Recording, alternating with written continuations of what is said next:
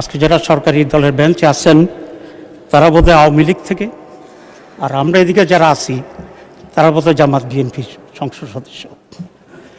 কারণ হচ্ছে আওয়ামী লীগ যখন ক্ষমতায় ছিল, আমরা বিরোধী দলে ছিলাম, তখন আওয়ামী লীগ যে ভাষায়, যে ভঙ্গিতে, যে স্পিরিটে জামাত যে বিষয়ে জামাতের বিরুদ্ধে বলতো এবং কন্ডেম করতো, ঠিক আজকে সরকারি দলের ওই সাইড থেকে একই ধরনের আচরণ আমরা লক্ষ্য করছি। দীর্ঘ সংগ্রাম, আন্দোলন, জীবনদানের কথা তো এখানে সকলেই বলছেন বারবার, এবং এটাই সত্য ছিল যে অনেক জীবন রক্তের বিনিময়ে আজকের এই অবস্থা আমরা আসতে পেরেছি।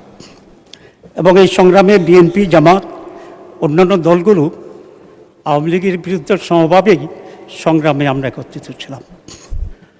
যেমন আজকে মাননীয় সেক্রেটারি জেনারেল আছেন বিএনপি, উনি আজকে আমাদের দলীয় নেতা এবং আমির জামাত ছিলেন। তারা সকলে অনেক সময় গোপনে একই গাড়িতে চড়ে ঘুরে ঘুরে আওয়ামী লীগ বিরোধী আন্দোলনে কর্মকৌশল ঠিক করেছিলেন এবং প্রোগ্রাম ঠিক করেছিলেন। কিন্তু আজকে এটা মনে হচ্ছে যে আমরা বোধহয় সবসময় এক পক্ষে ছিলাম এবং অপর পক্ষে আপনারা ছিলেন, এবং অত্যন্ত উত্তপ্ত একটা সংসদীয় অবস্থা আমি এখানে দেখতে পাচ্ছি। আন্দোলন সংগ্রামের সময় এই যে 18 মার্চ ছিল ইন্টারিম গভর্নমেন্টের সময়, সে সময় অনেক সিনিয়র নেতৃবৃন্দের সাথে বিএনপির আমার ব্যক্তিগতভাবে বা সাংস্কৃতিক আলোচনা হয়েছে। আমরা সকলে তখন বলেছি যে আমরা এই সংগ্রামের মাধ্যমে আওয়ামী লীগের এই পতনের পর যে রাজনীতি হবে, যে সংস্কৃতি হবে, যে পার্লামেন্ট হবে, যে দেশ শাসন হবে, আমরা সকলে মিলে একটা সুশাসন দেওয়ার জন্যে আমরা কাজ করব। এই পর্যন্ত কিন্তু আমরা পুরোপুরি ঐক্যমতে ছিলাম। কিন্তু নির্বাচনের পরে, সরকার গঠনের পরে আমরা একটি ভিন্ন চিত্র আবার দেখতে পাচ্ছি, যেটা এই জাতিকে হতাশ করবে, আমাদেরকেও রিয়েলি একটা পর্যায়ে সে হতাশ করবে। কারণ আমরা যেটা দেওয়ার কথা ছিল, যেটা আমরা দিতে পারবো বা দিতে পারতাম, সকলে মিলে আন্ডারস্ট্যান্ডিংয়ের মাধ্যমে একটা ভালো পরিবেশে এরকম একটা হোস্টাইল এনভায়রনমেন্ট যদি তৈরি হয় তাহলে সেটা দেওয়া কিন্তু সহজ হবে না।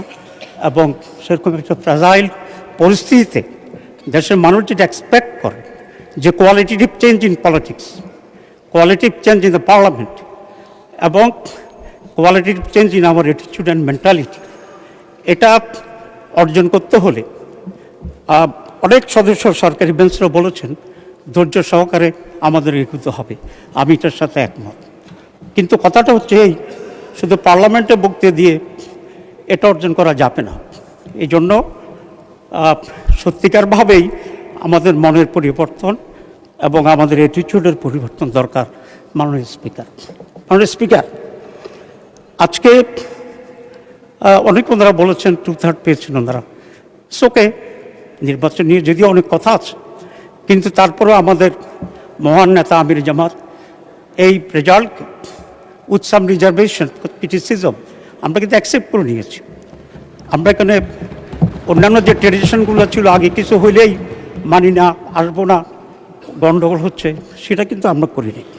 আমরা করিনি এই জন্যেই যে নেশনের প্রতি আমাদের যে দায়বদ্ধতা আছে, এই জাতির প্রতি যে আমাদের কমিটমেন্ট আছে, সেই দায়বদ্ধতা এবং কমিটমেন্টকে পূরণ করতে হলে পারস্পরিক ঝগড়াঝাটিতে সময় ব্যয় করলে এটা হবে না। বরং সেটা না হয়ে পুরো সময়টাই যদি, পুরো কনসেন্ট্রেশনটা যদি আমরা দেশ গড়ার জন্য, মানুষের কল্যাণের জন্যে, সুস্থ রাজনীতির জন্যে আমরা করি, তাহলে সেটাই আমাদের অর্জনকে একটা রিমার্কেবল হিস্টোরিক্যাল পর্যায়ে যাবে বলে আমি বিশ্বাস করি। মাননীয় স্পিকার, 2/3 মেজরিটি কখনোই খুব সুখকর রেজাল্ট দেয়নি অনেক জায়গাতেই, এবং আজকে আলোচনার যে জোর, সেটা 2/3 মেজরিটির যে টেম্পারামেন্টটাই আমার কাছে মনে হয়েছে।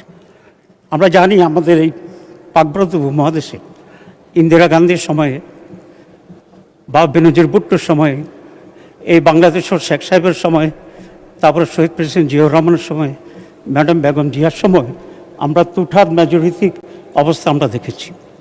এবং এটা একটা ভয়ঙ্কর পরিণতি আমরা দেখি যদি সেটা না হয়।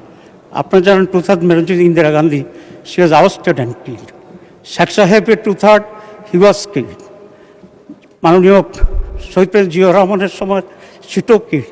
এগুলো আমাদের আতঙ্কিত করে মাননীয় স্পিকার, এবং সেখান থেকে শিক্ষা নিয়েই আমরা চাই যে এই ধরনের কোনো অঘটন বাংলাদেশের জন্য আর কখনো না হতে পারে। এটা কেন হয়? এটা হয় এই জন্যে 2/3 মেজরিটি পাওয়ার পরে যে ওভার কনফিডেন্স তৈরি হয়, যা ইচ্ছে আমরা তাই করতে পারি, যে রোগেন্সটা তৈরি হয়, সেই রোগেন্সের কারণে এমন কিছু অ্যাক্টিভিটিস আসে যেটা মানুষকে ক্ষুব্ধ করে এবং তার বিপরীতে একটা খারাপ এনভায়রনমেন্ট তৈরি হয় রাজনীতিতে। আমি অনুরোধ করব সরকারি দলকে, তবে সরকারি দলের অনেক ভাইরা অনেক ভালো কথা বলছেন, we do agree with them, যে লেট আস ফরগেট পাস্ট। কারণ অতীতকে যদি আমরা টানি তাহলে সকলের অতীতের ভিতরে ভালো দিক আছে এবং কালো স্পটও আছে। যেমন খুব বেশি করে আজকে আমাদেরকে রাজাকার আলবদর বলার চেষ্টা করা হচ্ছে, এবং গতকাল আমি শুনেছি মাননীয় স্বাস্থ্যমন্ত্রী নাকি তুই রাজাকার বলছেন।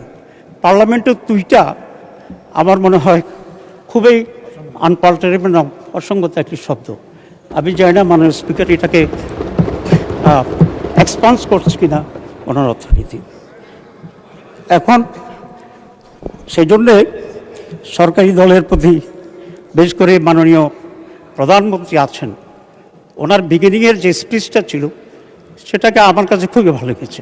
শুধু একটি শব্দ বোধহয় গুপ্ত নাকি একটা বলেছে।